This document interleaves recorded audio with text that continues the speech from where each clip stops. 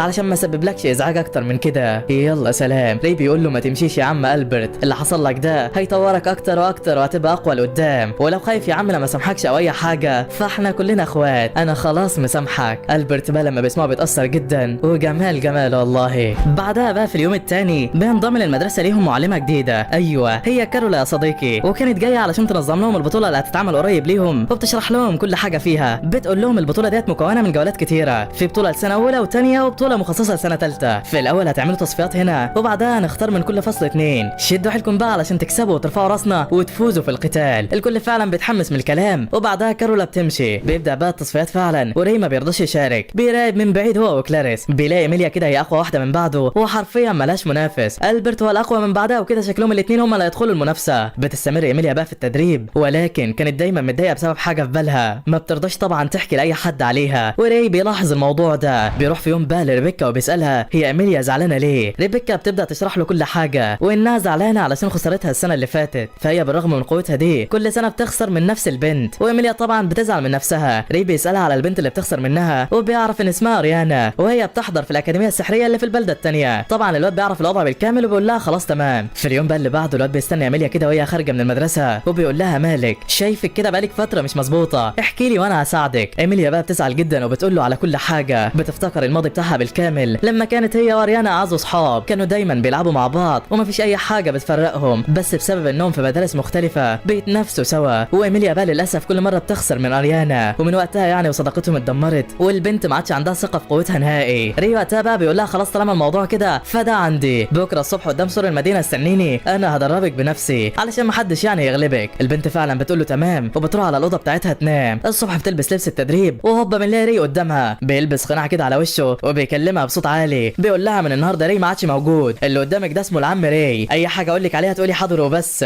تمام لا انا قلت تقولي حاضر. البنت بتترعب كده وبتقول له خلاص حاضر. وبعدها ري بقى بيكمل كلامه وبيقول لها النهارده علشان اول يوم تدريب ليكي فهتجري لي بس 20 كيلو، هستناكي هنا في نفس المكان قدامك تلت ساعه، يلا اجري. البنت على طول بتترعب وبتقول له حاضر، وبعدها بتبدا تجري وتتدرب في كل مكان. ري بقى ما خلاش تجري وبس يا صديقي، ده بقى بتلعب ضغط وتشيل حديد، وحرفيا بيهلك جسمها. البنت هي كمان ما عادش عندها وقت تفكر في حاجه، ويا دوبك لما بتروح بتتخمد علشان التدريب الصبح. ري بقى هو كمان ما كانش سايبها في حالها وبيصحيها الفجر، حرفيا معيشها في جحيم يا صديقي. المهم بقى في يوم ري بيقول للمدرب بتاعه على حاجه يجيبها، بيداله فعلا. المدرب بيقول لري بس هتعمل ايه بالحاجات ديت، ده شكلها مش مظبوط خالص. ري قال له لا ده هتفيدني. هو بالفعل الحاجات ديت بتطلع هدوم كده بتغير شكل الجسم وبتخلي ري زي البنات. بيعدي على ايميليا كده وهي بتتدرب وبيقول لها انتباه. البنت بتترعب وبتقول حاضر، ولكن ما بتلاقيش ري قدامها. دي بتشوف بنت كده وما بتكونش عارفه هي مين. بيوصل بعدها بقى على مدرسه اولغرين وبيستخبى كده في صندوق علشان ما حدش يشوفه او يعرفه، بس بيلاقي البنت الصغيره ديت بتعيط وبيطلع من الصندوق علشان يطمن عليها. البنت بقى بتستغرب منه ولكن بتقول له ان اختها سابتها وهي مش لاقياها، عاوزه ترجع لها باي طريقه. ري بياخدها فعلا وبيدور على اختها في كل مكان، وبتطلع من اختها صديقي، ايوه بتطلع هي اريانا. بتقعد تتكلم مع ري وبتشكره علشان رجع اختها، وهنا ري بقى بيقول لها عادي ولا يهمك، انا اصلا كنت جاي علشان خاطرك مخصوص. بص كده، اولا انا اسمي ري ومتنكر في الشكل ده علشان اقول لك على حاجه، ايميليا المره دي انا اللي بدربها، قوتها هتزيد وهتكسبك في النهائي، فعلشان كده عاوزك ما تتسهليش معاها وتجيب اخرك علشان ما تخسريش في القتال. يلا سلام. اريانا بقى بتعجب بكلامه قوي وبتقول له اتفقنا، بس تعالى كده نجرب نتبارز سوا مع بعض. بيجربوا فعلا، واريانا بتعرف مهارات ري الكبيره، بس الواد ما بيرضاش يلفت الانظار اكتر ليه. وبعدها بيرجع على بيته بيكمل تدريب بقى لاميليا وبيشوف تطورها قدام عينه، بيلاحظ لمعه الموهبه اللي هو عاوزها، واخيرا بيقول لها كده انت جاهزه، استعدي علشان اللي جاي دمار. وبالفعل الكل بيتجمع وبيلبسوا بدلاتهم القتاليه لبدء الاختبار. المديره كمان بتدي الكلمه بتاعتها ويلا علشان هنشوف العظمه. القتال الاول بالفعل بيبدا واميليا هتقاتل ضد الولد ده. طبعا الولد ده داخل بحماسه وبيشجع نفسه وبيهجم على البنت بكل غباء، ولكن هي لفه واحده بس وهوب خسر في القتال. ايوه ايميليا اصلا كانت مجهزه له فخ في المكان اللي هو فيه وخلصت عليه. الكل الكل طبعا اتصدم من ذكائها وشجعوها على كده، والدنيا اخر حلاوه. بعد القتال بقى ايميليا بتقابل اريانا هنا كده، والبنت بتحاول تتكلم معاها بكل رقه. ايميليا بتقول لها مش وقته، بعد ما افوز عليكي هسيبك تتكلمي معاها براحتك. اريانا بقى لما بتشوف ثقتها بتفرح جدا وبتقول لها اذا كان كده يبقى استناكي تخسريني. وبعدها البنت بتدخل على الحلبه، المره دي هتواجه البرت واللي حرفيا جاب اخره في التدريب وحلق كمان شعره واسترجل وطلع على الحلبه، مش ناوي يخسر هو كمان في القتال وبيجهز نفسه. بالفعل بيبدا التنافس ما بينه وما بين اريانا، والواد مهاراته في المبارزه اتطورت جدا، الكل مصدوم منه ومن سرعته. بس على مين يلا، ده اريانا جامده تنين، بتكسره وبترميه على الارض، وكل اصحابه خلاص مفكرينه خسر، زعلانين عليه جدا. والواد هو كمان موطي راسه، واريانا بتقول له يلا استسلم، يلا انت مش قدي. البرت بقى بيفتكر ري، وبيفتكر لما قال له شد حيلك اوعى تستسلم ابدا، بيتحمس على الاخر وبيهجم على البنت بكل غباء، وفعلا بيطير لها السيف، كان خلاص هيديلها النهايه. بس اريانا بتتعصب وبتفعل كل طاقتها وبتمسك السيف بايديها، بتكسره من هنا، وبوم بتديله البوكس التمام من هنا. ايوه كده رسميا اريانا الفائزه في القتال. بس البرت هو كمان كان عامل اللي عليه وفرحان جدا بانجازه، وري والكل هم كمان اتصدموا منه. الدنيا اخر حلاوه. اخيرا بقى وبعد انتهاء المباراه دي، ري كده كان ماشي في الطرقه بتاعه الحلبه، بيشوفوا واحد من الجواسيس وبيستخبى علشان يقتله، وشكلهم بيخططوا لحاجه يا صديقي. في الوقت ده بقى مديره الاكاديميه بتعمل اجتماع طارئ موجود فيه ايزل وكارولا وري، كمان بيجي عليهم المديره وبتقول لهم انا جمعتكم النهارده علشان حاجه مش تمام. فالمدرسه ديت حاليا مليانه جواسيس وناس بيخططوا لسرقه الطلبه، كل سنه بقى في نفس الميعاد بيهجموا، وعلشان كده انا جمعتكم النهارده وجهزت الفريق ده علشان اي حاجه طارئه. ما تقلقش يا ري انت مش لوحدك، هيكون معاك المدرب بتاعك. ايوه هو المدرب المعضل ده صديقي، صدقني انا ما عرفتوش لما شفته لابس والله. المهم ري بيقول لها تمام ما تقلقيش، هننقذ اي حد ومش هنسيب الجواسيس دول يعملوا اللي هم عاوزينه. المديره بتقول له تمام، وبعدين بيمشوا والوضع بدا يروق. بس بقى اثناء ما كان ري ماشي مجرم بيظهر وراه كده وشكله ناوي يخطفه، بس على مين؟ المدرب بيكون ورا ري وبيخطفه قبل ما ري حتى ياخد باله. ايوه تقريبا الجاسوس هو اللي اتخطف يا صديقي. المهم المباراه كانت لسه شغاله وما فيش حد شادد انتباه ري غير الولد ده، بيخلص على كل خصومه في ثانيتين بس، وبعدها بيبص ري كده وشكله كده يعرف قوته. اميليا بقى هي كمان بعد ما شافت قوه اريانا قلقت جدا وحبست نفسها في الاوضه، ما عادتش راضيه تطلع. العيال صحاب ري بيعرفوا انها ما بتطلعش،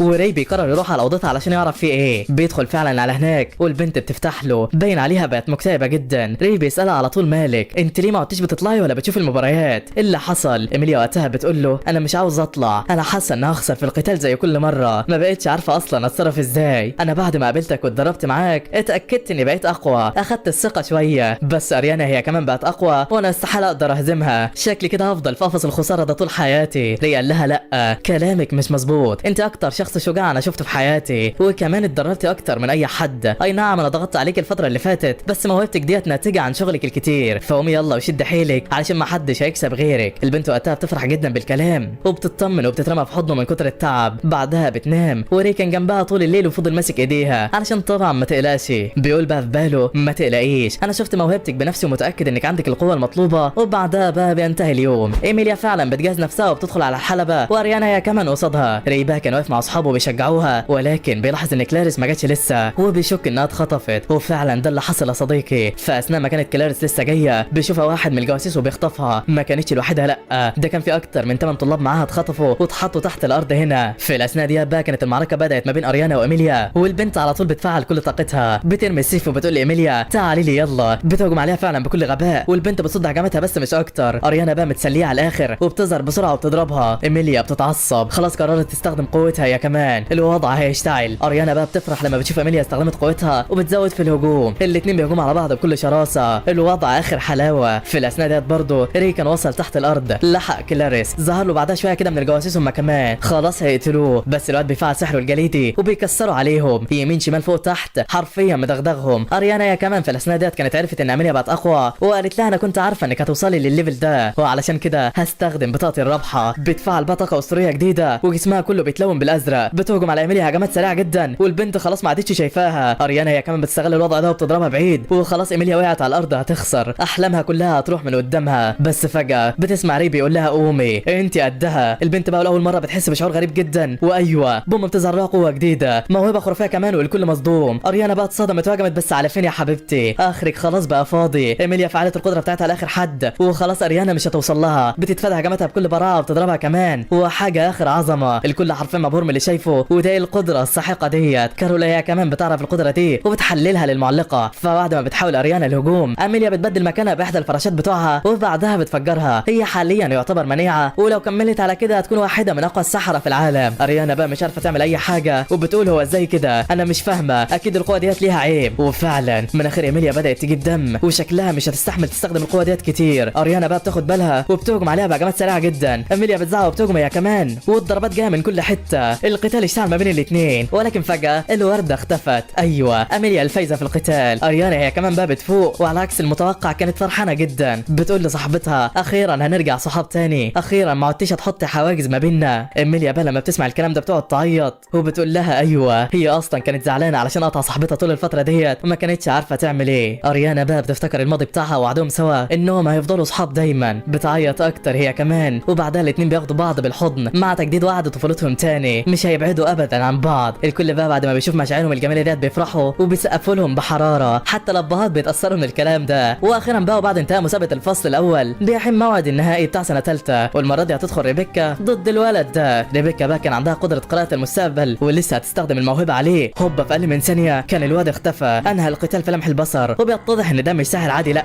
ده ساحر نصل الظلام الاسطوري. ولما بيطلع من الحلبه بيروح على ري كده وبيقول له انا مش عارف انت مين بس انا حاسس بطاقه نصل الجليد جواك. عامه يعني انا مش هستمتع وانا بكسبك وانت لسه ضعيف كده وما اتغلبتش على الحراره الزايده اللي بتحصل لك. ما علينا، هستناك السنه الجايه في الاختبارات دي، لو واثق في نفسك ابقى تعالى. ري بقى بعد ما يسمع الكلام ده بيتصدم جدا وبيعرف ان في ناس تانية مخبيه نفسها وشكلهم مش ناويين على خير. اخيرا بقى بعد انتهاء البطوله المدرسيه بالكامل بتروح كارول على المجرمين علشان تخليهم يعترفوا من سيدهم، ولكن ما بتعرفش تعمل اي حاجه وبيفجروا دماغهم وشكل كده مزروع في اجسادهم حاجات تمنعهم عن الكلام يا صديقي. في نهايه اليوم بقى المديره بتوزع الجوائز على الفايزين والدنيا عظمه على الاخر. بس بقى وفي اليوم اللي بعده روبينا كده بتجري على ري بسرعه وبتقول له ان ريبيكا اتخطبت. الواد طبعا ما فهمش فين المشكله اللي حصلت بس حس كده من كلامها ان في الموضوع. المهم ثاني يوم ري بيروح لريبيكا على مكان قسم العنايه بالنباتات وبيسالها عن اللي حصل يعني في الخطوبه وهي تمام ولا لا. البنت بتقول له انا تمام، بس طبعا ري بيلاحظ من نبره صوتها ان في مشكله حصلت معاها وشكلها كده خايفه تورطه فيها مش اكتر. وبالفعل بعد ما ري بيطلع روبينا بتجري وراه علشان تعرفه ان الواد اللي اتخطبت له ريبيكا كان المفروض يخطب واحده تانية موجوده معانا في قسم النباتات، بس فجاه لقينا ريبيكا اتخطبت له من غير اي حاجه وكل البنات طبعا زعلوا منها. هي اصلا بطبيعتها استحاله تعمل كده وانا متاكده ان الموضوع كبير، فبالله عليك روق الدنيا كده وشوف ايه اللي حصل وانا هساعدك لو احتجت اي حاجه. ري بيقول لها تمام مش مشكله هتصرف وبيروح على طول على معلمته ايزل علشان يحكي لها اللي بيحصل. بيقول لها ان عيله برادلي خطبت بنتهم لواحد من عيله عاديه مش غنيه قوي وحصل الموضوع فجاه، انا حاسس ان في مشكله. المعلمه فعلا بتسمع كلامه وبتبعت الخدامه بتاعتها علشان تجيب كل التفاصيل عن الواد ده وتعرف ايه اللي بيحصل بالكامل. وبالفعل بعد يومين كانت ريبيكا خارجه من المدرسه كده لسه، ولكن بتتفاجئ بري قدامها بيطلب منها يوصلها البيت، والواد ده كانت نيته يعرف اي حاجه عن الموضوع او اذا كانت في خطر ولا لا. ولكن فجاه خطيبها بيطلع قدامهم وبيشكر ري علشان وصل ريبيكا لحد هنا، بيقول له تسلم قوي ارجع انت بقى. ري فعلا بيسيب له البنت وبيمشي ولسه يبص عليهم بيلاقي المدرب بتاعه قدامه بيطلب منه يروح على مكان الاجتماع علشان يعرف اللي بيحصل بالكامل. الواد فعلا بيروح على هناك وبيفهم ان ريبيكا تم تهديدها بواسطه ايفان علشان تتجوزه وكمان عيلتها كلها في خطر ولازم ننقذها حالا. ري طبعا بيتصدم وبيسالهم عن اللي حصل ده وليه هي هتتخطف اصلا. ايزل بقى بتقول له ان ده بسبب عيون العذراء النقيه اللي بتخليها تشوف حاجات من المستقبل والماضي، وشكل كده ايفان ناوي يخلص عليها وياخدهم. وبالفعل كان ايفان متنكر في الشكل ده وجمع جنود كتيره جدا علشان يستحوذ على قصر برادلي وشكله كده مش هيرحم حد. في الاثناء ديت بقى كانت ريبيكا قاعده في اوضتها بتعيط وبتفتكر اللي ايفان قاله لها، فهو بعد ما وصلها حاول يقرب على عينيها وياخدها بس هي ضربت ايده. ايفان وقتها قال لها براحتك بس انا حبيت اعرفك ان اخدت عقد دم على ابوكي انك هتكوني ليا، لو عاوزه عيلتكم اختك الصغيره ما تموتش